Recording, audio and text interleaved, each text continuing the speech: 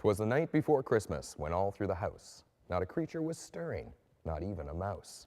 The stockings were hung by the chimney with care, in the hopes that St. Nicholas soon would be there.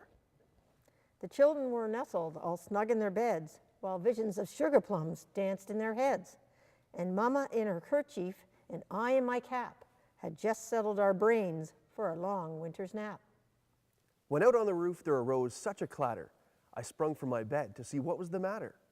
Away to the window I flew like a flash, tore open the shutter, and threw up the sash. The moon on the breast of the new fallen snow gave the luster of midday to the objects below.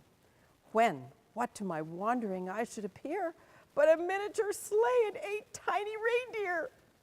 With a little old driver, so lively and quick, I knew in a moment that it must be Saint Nick.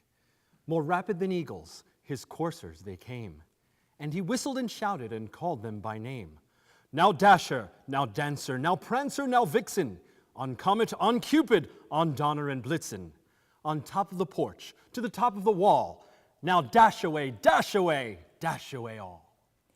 As dry leaves that before the wild hurricane fly, when they meet with an obstacle mount to the sky.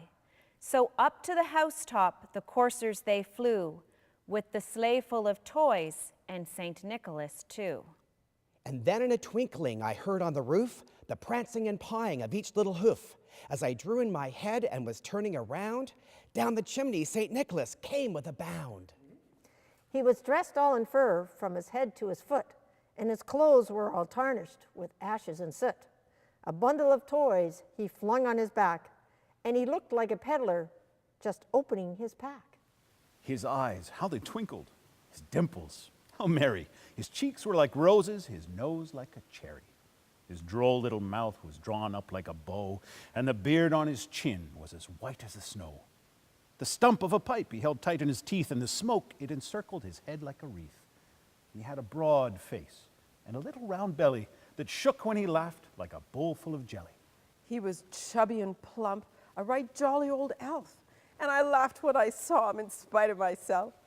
A wink of his eye and a twist of his head soon gave me to know I had nothing to dread.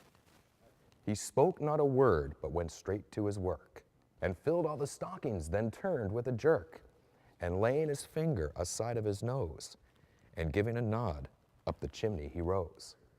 He sprang to his sleigh, to his team gave a whistle, and away they all flew like the down of a thistle. But I heard him exclaim, ere he drove out of sight, "Happy Christmas to all, and to